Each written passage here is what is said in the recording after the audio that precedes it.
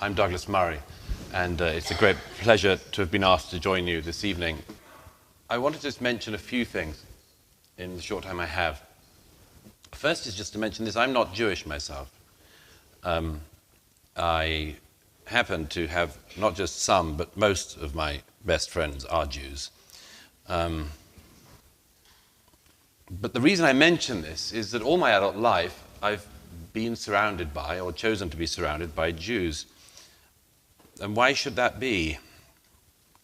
In my secular moments, I'd say it's been luck or good fortune. In my more religious moments, I'd say it's a signal of God's grace, of the wild grace of God. Because for me, these friendships and what I've learned from them have been among the greatest blessings of my life. I've known Ashkenazi Jews and Sephardic Jews. I've known secular Jews, Orthodox Jews, ultra-Orthodox Jews, Chabadnik Jews, and even some Reform.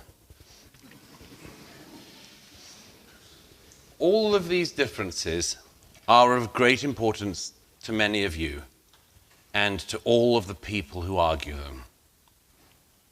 But they mattered not one jot to the terrorists who broke into Israel on Saturday. They didn't care whether they were killing secular Jews or religious Jews, voters for Likud or voters for Yesh Atid. They didn't care what the views were of the people they were killing, whether they were for or against recent judicial reforms in Israel, whether they were one of the few people who believe they don't know how to run the country, or whether they were one of the 8 million people who believe they do know how to run the country. All that the terrorists cared about was that their victims were Jews. That was it. They had to be Jews. I once asked Jonathan Sacks in private what he thought it meant to be a Jew. And he replied, quite characteristically, by quoting someone else. Specifically, he quoted his friend, the late great philosopher Isaiah Berlin. He said, Douglas, Isaiah once answered this question when he was asked by saying, to be a Jew is to have a sense of history. And I looked at Jonathan, I knew there was something more. He tilted his head. And I said, well, what do you think? He said, I think Isaiah was almost right. And I said, so what's your answer? He said, to be a Jew is to have a sense of memory. Now, memory can be a burden. For some people, an almost impossible burden. But it's also a blessing.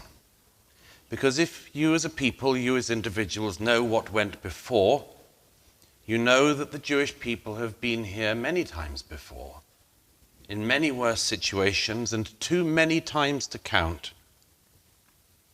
One of my favorite writers, Stefan Zweig, whom my late friend George Weidenfeld, also of London, actually knew in London in the 1930s, both exiles from Vienna. Stefan Zweig, in 1938, in one of his last letters to Joseph Roth, who was soon to die himself in Paris, said from England this in a letter, 1938. He said, every morning I thank the Lord that I am free and in England. But I have an appetite for distant places again, and the desire to see the world in the round once more before it burns. Much as I adore Zweig, it seems imperative to me that we do not fall into the despondency or defeatism that Zweig expressed in that letter, however understandable it was. Because what we know, what he didn't know then, what we know now, is that the Jewish people have seen off every single one of their enemies for millennia. They have outlived every single one of the enemies who've wished to destroy them, from Pharaoh to Hitler. And they will see this enemy off as well. And I say that with absolute certainty. Now, what to do? May I make 2 suggestions? Firstly, it's always seemed to me that it is not the right of non-Israelis to tell the Israelis what to do. It is up to them to do what they need to do. In my view, all that people in the diaspora and their supporters can say is that they have our love, our support, and our solidarity in the weeks and months ahead. Whatever we can do to support them, we must do. But a second point, if I may. What we can do here in Britain is to keep our own house in order. And our own house in Britain is in disarray.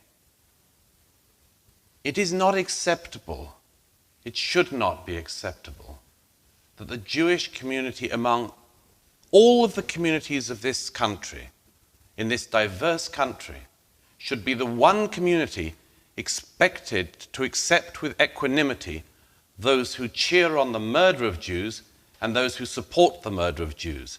It is not acceptable that the Jewish community should be the only community in this land that is expected to put up with murder and then being scorned for their fellow Jews being murdered.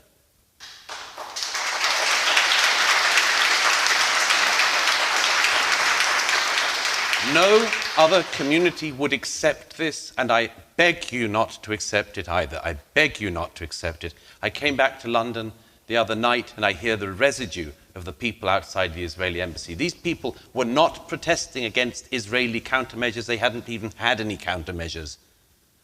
They were protesting because Jews by the hundreds had been slaughtered in Israel, and they wanted to wound us more. Well, they might try, but we should not accept that with equanimity. I've written in The Spectator tomorrow a demand on the Prime Minister and the Home Secretary that supporters of Hamas in the UK must be treated in exactly the same way as supporters of ISIS were.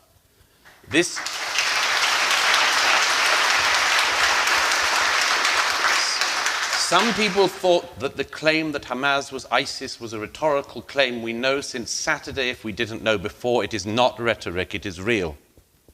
If you stand in Britain with a Hamas flag, you should not be allowed to be free in Britain.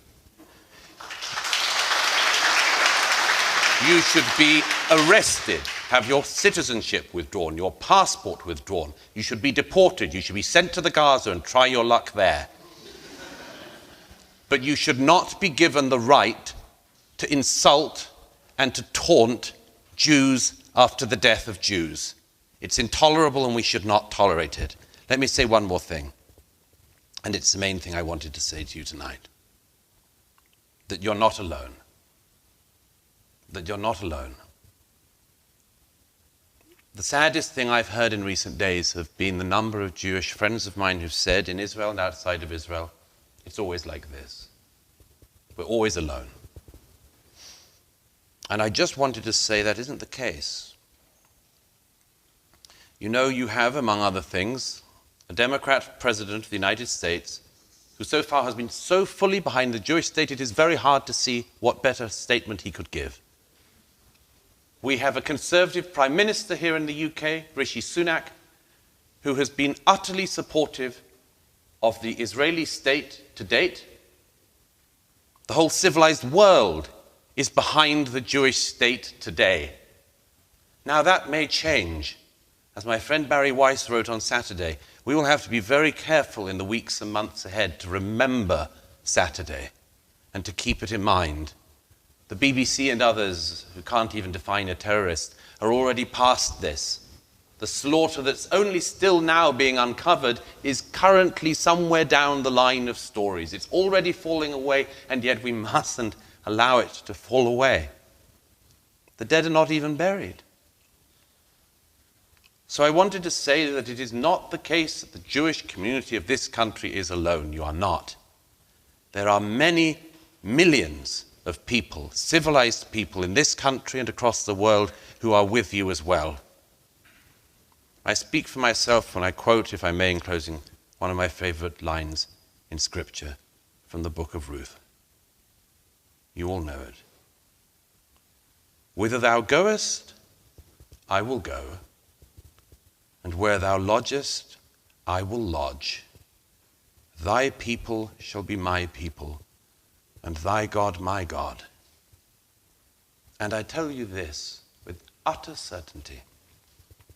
if they keep coming for the Jews, if they keep coming for you, I'll tell you this. They may come for the Zionists. Very well. I am a Zionist. They may keep coming for the Israelis. Very well. I'm an Israeli. They may come continuously for the Jews. Very well. I'm a Jew. I'm Israel Chai.